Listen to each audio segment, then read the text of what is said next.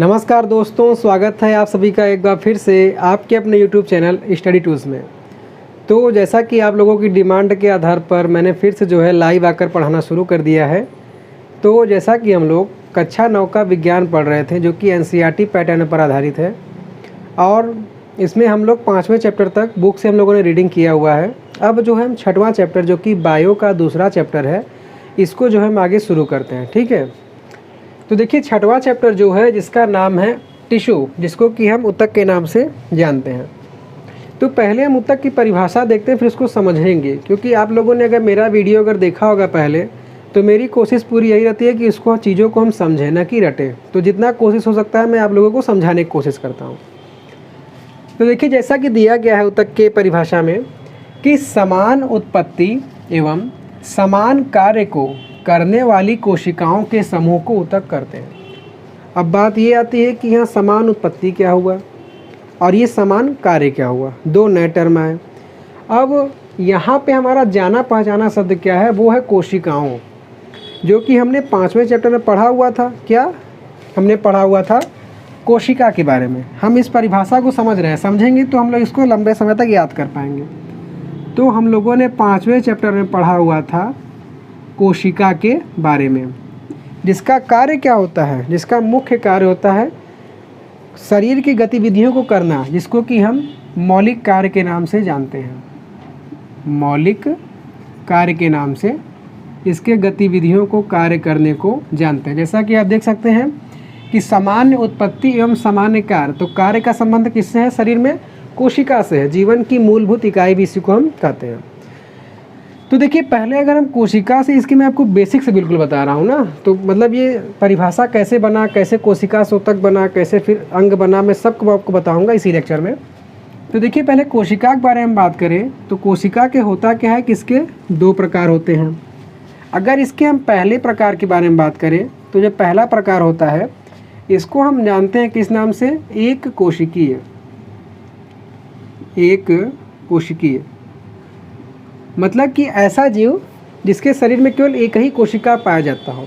एक कोशिका का मतलब, जैसे देखिए हमारे शरीर में क्या है, हमें कुछ उठाना है तो उसमें हाथ से उठाएंगे, हाथ भी तो हमारा कोशिका से मिलकर बना है। चलना है तो पैरों से चलेंगे, देखना है तो आँखों से देखेंगे, बोलना है तो मुंह से बोलेंगे, खाना है, स्वाद लेना है तो जीभ से। मतलब प्रत्येक कार्य के लिए हमारे यहाँ एक अलग अंग है, और अंग की जो सबसे छोटी इकाई होती है इसी को हम क्या नाम से जानते हैं? कोशिका। लेकिन एक कोशिकीय जीव में क्या होता है कि इसमें सभी इकाई, मैंने जिसका भी नाम लिया है, वो सभी एक ही कोशिका से संपन्न होता है।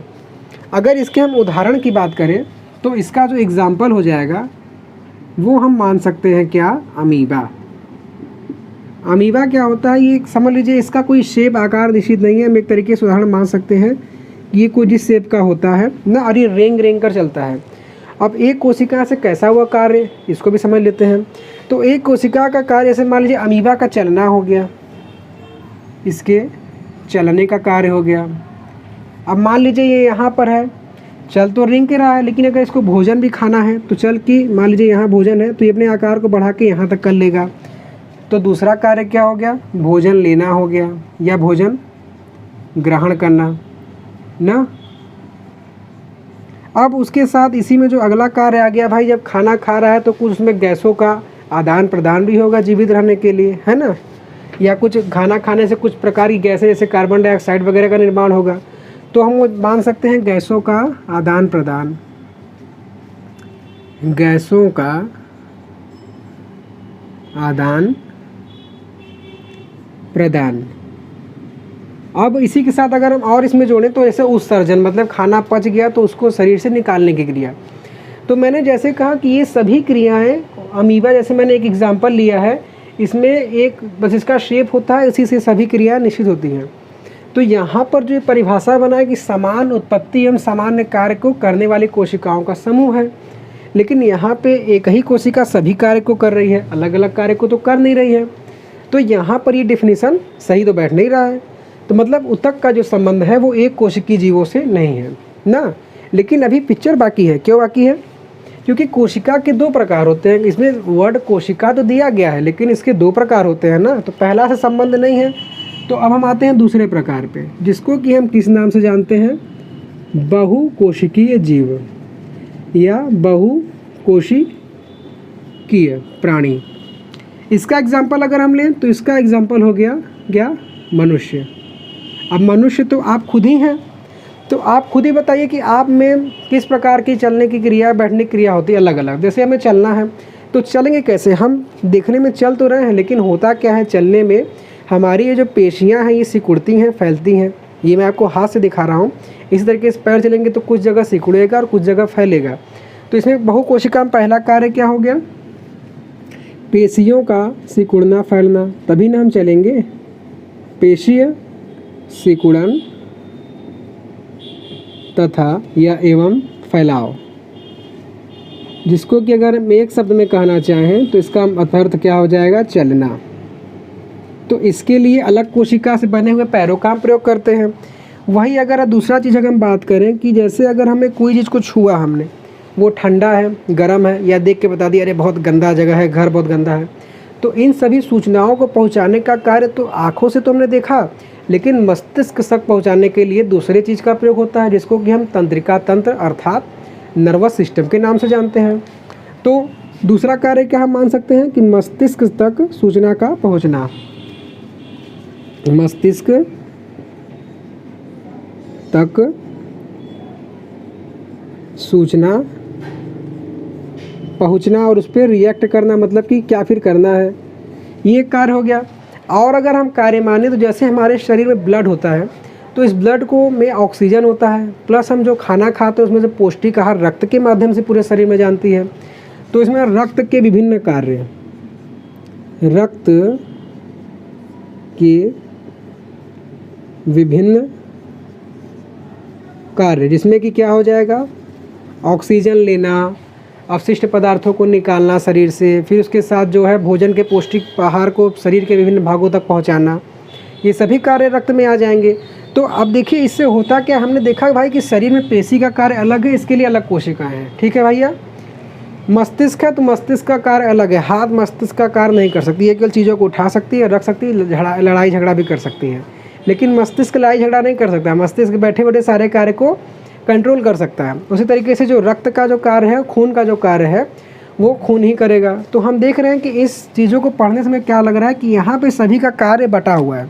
अगर इसको हम एक शब्द में कहना चाहें तो इसको हम कह सकते हैं कि इसको हम कहेंगे कि यहाँ पर श्रम विभाजन है, मतलब कि यहाँ पे सभी का वर्क बटा हुआ है।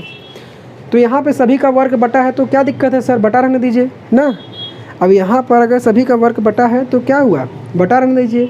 लेकिन बात अब यहाँ ये आती है कि यहाँ पर जब सभी का वर्क बटा है तो इनसे एक विशिष्ट अंग का निर्माण होगा ना, और वो अंग कैसे, हमारा हाथ है, तो इसकी जो सबसे छोटी इकाई रहेगी इसी को हम सेल कहते हैं। मैंने 5वें चैप्टर में अच्छे से बिल्कुल डिराइव किया हुआ है। तो यहाँ पर देखेंगे जो पेशियों का कार्य है, इसके लिए कोशिका का अलग समूह है, जिससे कि हमारा पैर बना ना। उसी तरीके से अगर हम यहाँ मस्तिष्क की बात करें तो यहाँ से नर्वस सिस्टम के लिए अलग कोशिका का समूह बना। रक्त का परिसंचरण किस तरीके से हमारे शरीर में हो रहा है, नसों के माध्यम से, उसके लिए अलग समूह बना। तो इन्हीं सभी समूहों, देखिए जैसा कहा गया है कि समान कार्य, समान उत्पत्ति एवं समान कार्य। देखिए इन कोशिकाओं की उत्पत्ति एक निश्चित सामान्य कार्य के लिए हुई है, पेशियों को सिकुड़ने में फैलाने के लिए और उसी के माध्यम से चलाने के लिए। उसी तरीके से तंत्रिका के सभी कोशिकाओं का कार्य क्या है, एक निश्चित कार्य के लिए इनका निश्चित उत्पत्ति हुआ है। तो इसीलिए ये जो ऊतक हैं, इन्हीं कोशिकाओं जिससे ये निश्चित कार्य संपन्न हो रहा है, जिसके लिए इनकी निश्चित उत्पत्ति हुई है, इसी से मिलकर इनकी रचना हुई है, जिसको कि आप इस टर्म ऊतक के नाम से जानते हैं।